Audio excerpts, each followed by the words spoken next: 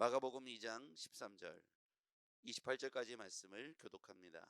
2장 13절 예수께서 다시 바닷가에 나가심에 큰 무리가 나왔거늘 예수께서 그들을 가르치시니라. 또 지나가시다가 알페오의 아들 레위가 세관에 앉아 있는 것을 보시고 그에게 이르시되 나를 따르라 하시니 일어나 따르니라. 그의 집에 앉아 잡수실 때에 많은 세리와 죄인들이 예수와 그의 제자들과 함께 앉았으니 이는 그러한 사람들이 많이 있어서 예수를 따름이러라. 바리새인의 서기관들이 예수께서 죄인 및 세리와 함께 잡수시는 것을 보고 그의 제자들에게 이르되 어찌하여 세리 및 죄인들과 함께 먹는가? 예수께서 들으시고 그들에게 이르시되 건강한 자에게는 의사가 쓸데없고 병든 자에게라야 쓸데있느니라. 나는 의인을 부르러 온 것이 아니요 죄인을 부르러 왔노라 하시니라. 요한의 제자들과 바리새인들이 금식하고 있는지라. 사람들이 예수께 와서 말하되 요한의 제자들과 바리새인들의 제자들은 금식하는데 어찌하여 당신의 제자들은 금식하지 아니하나이까? 예수께서 그들에게 이르시되 혼인집 손님들이 신랑과 함께 있을 때에 금식할 수 있느냐? 신랑과 함께 있을 동안에는 금식할 수 없느니라. 그러나 신랑을 빼앗길 날이 이르리니 그날에는 금식할 것이니라. 생배 조각을 낡은 옷에 붙이는 자가 없나니 만일 그렇게 하면 기운 새 것이 낡은 그것을 당기어 헤어짐이 더하게 되느니라.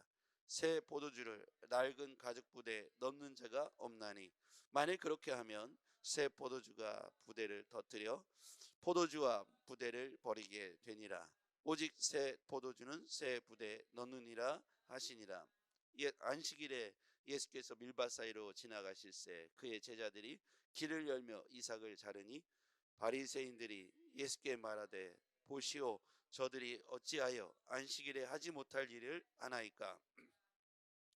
예수께서 이르시되 다윗이 자기와 및 함께한 자들이 먹을 것이 없어 시장할 때에 한 일을 읽지 못하였느냐? 그가 아비아달 제사장 때에 하나님의 전에 들어가서 제사장 외에는 먹어서는 안 되는 진설병을 먹고 함께한 자들에게도 주지 아니하였느냐? 같이요.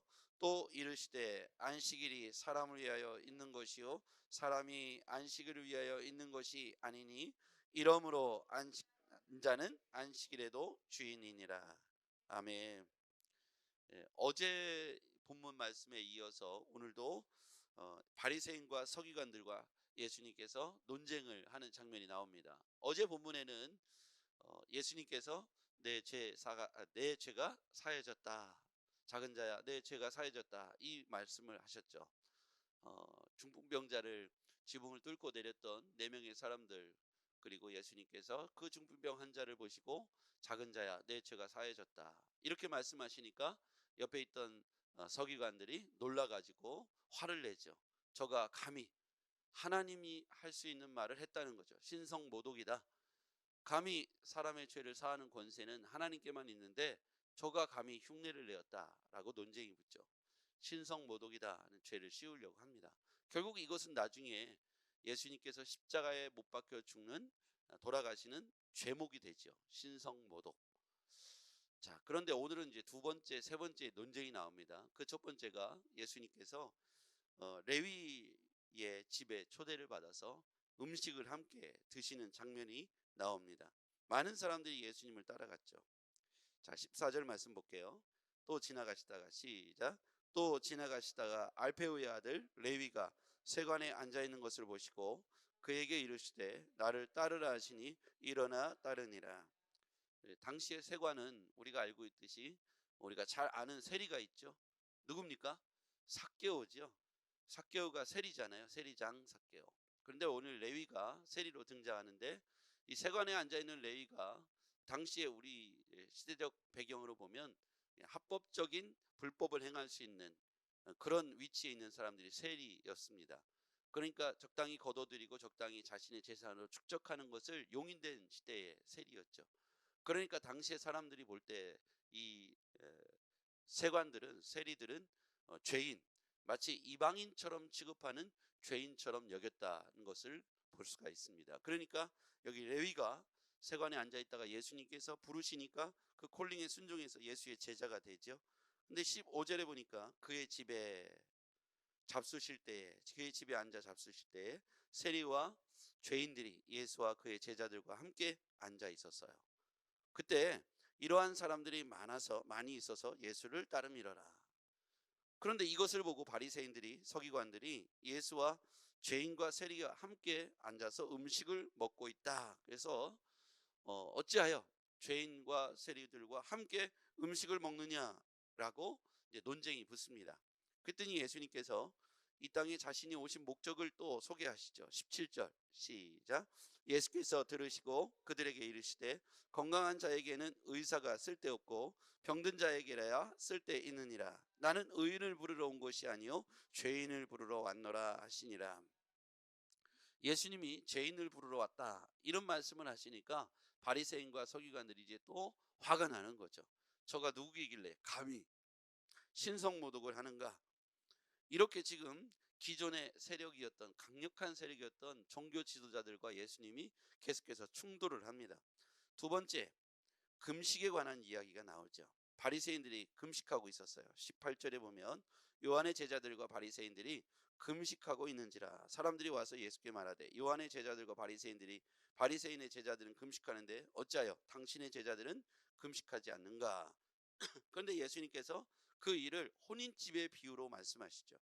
여러분, 여기에서 혼인의 이 결혼식의 비유를 말씀하시는 건 비유라는 사실을 알아야 돼요. 이 혼인잔치는 신랑 되신 예수님과 구원받아야 될 우리와의 관계를 결혼 예식으로 비유하고 있다는 거예요. 예, 그것을 통해서 사람들은 그 당시에 이 바리새인과 서기관들 그리고 주변에 있는 사람들은 왜 예수님이 갑자기 혼인식의 얘기를 하는가를 못 알아들었을 거예요. 근데 이 혼인에 관한 비유는 신랑 되신 예수님께서 구원받을 백성들을 위하여, 즉 우리를 위하여, 죄인들을 부르러 오시기 위하여 오셨다는 구원자 메시아라는 사실을 그 밑에 깔고 있는 얘기죠. 바리새인과 서기관들은 이 이야기를 못 알아들었을 겁니다. 자, 19절 시작. 예수께서 그들에게 이르시되 혼인집 손님들이 신랑과 함께 있을 때에는 금식할 수 있느냐? 신랑과 함께 있을 동안에는 금식할 수 없느니라. 그런데 20절에 보니까 그러나 신랑을 빼앗길 날이 이르니니 그날에는 금식할 것이니라. 여러분, 신랑을 빼앗길 날, 분명히 예수님께서 지금 마가복음 2장인데 십자가에 달려 돌아갈 것을 예표하고 있는 거예요. 미리 지금 예언하고 있는 거예요. 이 얘기를 당시의 사람들은 못 알아들었다는 거예요. 신랑을 빼앗길 날, 왜 신랑을 빼앗기지? 잔치하는데 아무도 그게 무슨 이야기인지 못 알아들었던 거예요. 옆에 있는 제자들도 바리새인과 서기관들도 예수님이 십자가의 사명, 구원자로서 메시아로서의 사명을 얘기하는데 아무도 못 알아들었죠. 그러면서 21절에 보면 생배 조각과 낡은 옷을 붙이는 자가 없다 이렇게 얘기합니다. 여러분, 생배와 낡은 옷을 왜 붙이지 않죠? 이렇게 낡은 옷이 있는데 떨어진 곳이 있다고 해서 생배를 붙이지 않는다는 거예요. 이것을 빨았다가 오면 이제 당기는 힘이 있지 않습니까? 수축력이 있는데 아무래도 생배와 낡은 배 사이에는 수축력이 달라서 낡은 배를 생배가 당기니까 오히려 생배를 붙인 것이 낡은 옷을 붙인 것에 도움이 되지 않고 더 뜯어지는 일이 된다는 거예요. 그래서 낡은 것과 새 것을 함께 키우지 않는다는 뜻입니다. 그리고 새 포도주는 낡은 부대에 두면 어떻게 될까요? 발효가 돼갖고 그 가스가 새 포도주에는 가스가 많이 발생해서 낡은 포도주가 터지게 된다는 거예요. 그래서 새 포도주는 반드시 새 부대에 넣어야 한다는 말입니다. 이 얘기는 무슨 얘기입니까? 새로운 메시아의 도래를 의미하는 것이죠. 새로운 메시아, 구원자의 도래. 그게 누굽니까? 예수님 자신이라는 것이죠. 그것을 종교 지도자들은 지금 못 알아들은 겁니다. 예수님께서 새 부대, 새 포도주, 또 생배와 같다라고 말씀하시고 혼인잔치의 신랑과 같다고 비유해서 말씀하시는데 이 이야기는 예수님께서 바리새인과 서기관들을 향하여 새로운 시대가 도래할 것을 말씀하시고 그분 자신이 메시아가 되셔서 십자가에 달려 돌아가 구원을 이룰 것을 지금 예언하고 있는 말씀입니다. 이 바리새인과 서기관들과 예수님과의 대화를 가만히 보면 구체적인 예수님의 사명이 기술되어 있다는 것이죠. 다음에 나오는 안식일의 논쟁도 마찬가지입니다. 안식일을 위하여 사람이 있는 것인가? 사람을 위하여 안식일이 있는 것인가? 그러면서 결론적으로 28절에 이러므로 인자는 안식일에도 주인이니라. 마가라고 하는 제자는 이 마가복음을 통해서 예수님에 대하여 선포하고 있습니다. 예수님은 어떤 분이시냐? 죄인을 부르러 오신 예수님이시다. 새로운 시대의 주인이신 예수님이시다. 과거의 시대는 율법이 주인 되어서 바리새인과 서기관, 종교 지도자들이 모든 걸 관할했지만 이제 그 율법을 새로운 율법으로 바꿔주실 사랑의 법을 갖고 오실 예수님이 바로 이분이시다라고 마가는 지금 바리새인과 서기관들, 새로운 사람들 앞에 마가복음 2장을 통해서 예수님이 어떤 분이신가를 선언하고 있는 것이에요. 이 사건을 통해서 마가가 강조하고 있는 것은 바로 예수님이 새로운 시대의 주인이시다. 과거의 모든 억압과 율법, 형식주의를 깨뜨리고 진정한 메시아 구원자가 이 땅에 오셨다는 것을 마가는 선언하고 있는 것이지요.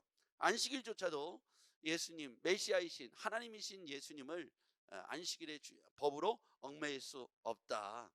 그 예수님은 새로운 질서, 새로운 시대를 여시기 위하여 이 땅에 오셨다. 그것이 바로 믿음으로 얻는 구원에 관하여 죄인이 하나님 나라에 갈 수 있는 유일한 길, 그분이 바로 예수 그리스도이시다. 마가는 이것을 강조하고 있는 것이죠. 여러분, 오늘 우리에게 예수 그리스도가 이 땅에 오신 목적을 분명하게 어제와 오늘 본문을 통해서 설명하고 있습니다. 예수님이 이 땅에 오신 목적은 죄인을 부르러 오셨고요. 새로운 시대, 구원의 시대, 하나님의 새로운 시대를 여시기 위하여 억압받고 아무것도 모르며 율법 아래 눌려있는 이스라엘을 위하여 해방케 위하여 자유케 하기 위하여 이 땅에 오셨다는 겁니다. 예수님이 이 땅에 오신 목적, 여러분 우리의 삶에 우리가 아직도 예수님을 구원자로 인정하지 못하고 오신 메시아를 여전히 인정하지 못하며 낡은 부대에 우리의 삶을 담고 있고 헌 옷에 새로운 메시아의 말씀을, 하나님의 말씀을 기워놓고 있다면 우리는 그것이 온전한 신앙생활이 되지 못한다는 것을 깨달아야 합니다. 하나님의 말씀은 언제나 생명력 있고 운동력이 있어서 그 하나님의 말씀이 내 삶에 힘이 되고 위로가 되고 소망이 되어야 합니다. 그 메시아를 인정하고 받아들이는 것이 우리의 삶의 태도인 줄 믿습니다. 여러분은 예수님을 무엇이라고 인정하십니까? 오늘 예수님은 건강한 자에게는 의사가 쓸데없고 병든 자에게야 쓸데있다. 나는 의인을 부르러 온 것이 아니요 죄인을 부르러 왔다. 교회 안에 참 연약하고 힘들고 어려운 지체들이 많을 겁니다. 인격적으로 또 삶의 배경이 치유되지 않은 상처가 여전히 그 안에 많이 가지고 있을 겁니다. 예수님께서 레위의 집에 가셨을 때 세리들과 죄인들과 함께 식사하는 장면은, 여러분 이 장면을 이렇게 상상해 보십시오. 그들이 지금 이 밥을 먹는데 어떤 마음이 들었을까요? 세리와 죄인들이 예수님이 그 집에 오셔서 식사를 하실 때 이 사람들의 마음이 어땠을까요? 이 식사를 하는 장면은 치유하는 장면이지 않았을까요? 그들의 마음속에 가지고 있었던 사회적인 따가운 시선이 예수님, 그 당시에 존경받는 무리들의 인정을 받는 선생님이었던 예수님이 그 가운데 오셔서 자기 집에 오셔서 식사를 하는 이 장면은 그 집의 주인인 레위와 그곳에 함께 있던 세리들과 그리고 수많은 제자들이, 그 수많은 죄인들이 예수님을 따르고자 하는 그 마음속에서 위로와 치료를 받는 장면이라고 저는 생각합니다. 예수님이 의도적으로 그 집에 가셔서 식사를 하셨다고 생각해요. 여러분, 그 예수님께서 먹을 것이 없어서 그 집에 가셔서 식사한 것이 아니라 그들을 부르시기 위하여 식사를 하시는 거예요. 먹고 대화를 하시면서 그들의 마음을 위로해 주시고 그들과 한 공동체라는 사실을 예수님께서 일부러 많은 사람들 앞에 선언하시고 그들의 좀 조여든 마음들, 위축된 마음들을 예수 그리스도 앞에서 치료해 주시는 장면이라고 생각합니다. 의도적으로 예수님은 그들과 지금 함께 하고 있는 것이죠. 오늘 우리 공동체도 마찬가지입니다. 우리 안에 연약한 사람들이 있고 부족한 사람들이 있지만 의도적으로 우리는 그들과 함께 식사하고 그들을 위로하고 선물하며 그들을 따뜻하게 안아주고 기도해주며 우리 안에 하나님 앞에서 우리가 은혜의 공동체로 한 사람도 나고자 없이 우리 공동체가 서로를 보듬어 줄 수 있는 그런 은혜 공동체가 되었으면 좋겠습니다. 부족한 사람이 있는 것이 교회 아니죠. 교회 와서 실망했어라고 하는 사람들 제가 이야기를 많이 듣습니다. 여러분도 아마 많이 들었을 거예요. 교회에 왔더니 교회 사람들이 이래야 되는데 왜 그렇지? 오늘 성경은 죄인들이 모이는 곳이라고 표현하고 있어요. 예수님께서도 그들과 함께 일부러 거하시면서 식사하시는 장면은 공동체성을 통해서 그들의 따가운 시선으로부터, 세상의 시선으로부터 그들을 치료하고 치유하는 과정이 바로 식사하는 장면이었던 것처럼, 먹을 것이 없어서 예수님이 그 자리에 계셨다고 생각하지 않습니다.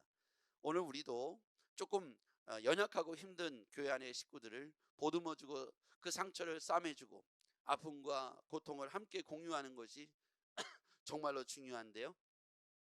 그들은 그러한 과정을 통해서 위축된 마음, 또 상처받은 마음들이 치유되고 회복되고 아름다운 그리스도인으로, 하나님의 자녀로 인격과 모든 삶을 회복하게 될 줄 믿습니다.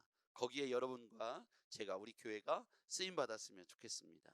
여전히 우리도 치유받아야 할 세리요 죄인인 것이죠. 그런데 남들을 향해서 그렇게 평가한다면 우리 스스로 불쌍하고 부족한 것입니다. 그래서 저나 여러분, 우리 모두가 연약한 세리요 죄인이라는 사실을 깨닫고 공동체를 서로 세워가기 위해서 서로 낮아지며 섬기는 자리에, 오늘 예수님처럼 일부러 세리의 집에 방문한 것처럼 우리도 일부러 누군가의 아픔과 고통을 이해하고 그 자리에서 함께 눈물을 흘려주며 기도해주고 먹을 것을 대접하는 우리가 되었으면 좋겠습니다. 이것이 참된 교회요 예수님이 이 땅에 오신 목적이라고 생각합니다. 기도하겠습니다. 전능하신 아버지 하나님, 예수께서 죄인들과 함께 식사하시는 장면을 통하여 예수님이 왜 이 땅에 오셨는지, 또 교회를 어떻게 생각하시는지, 새 시대를 어떻게 열기를 원하시는지, 안식일의 주인으로서 그 삶의 태도를 어떻게 갖기를 원하시는지 우리는 메시지로 들었습니다. 하나님 아버지, 우리 교회가 바로 그런 교회가 되게 하여 주시옵소서. 예수님의 뜻이 이 땅에 이루어지는 참된 교회가 되게 하옵소서. 우리가 그런 신자로 오늘을 살게 하여 주시옵소서. 예수님의 이름으로 기도했습니다. 아멘.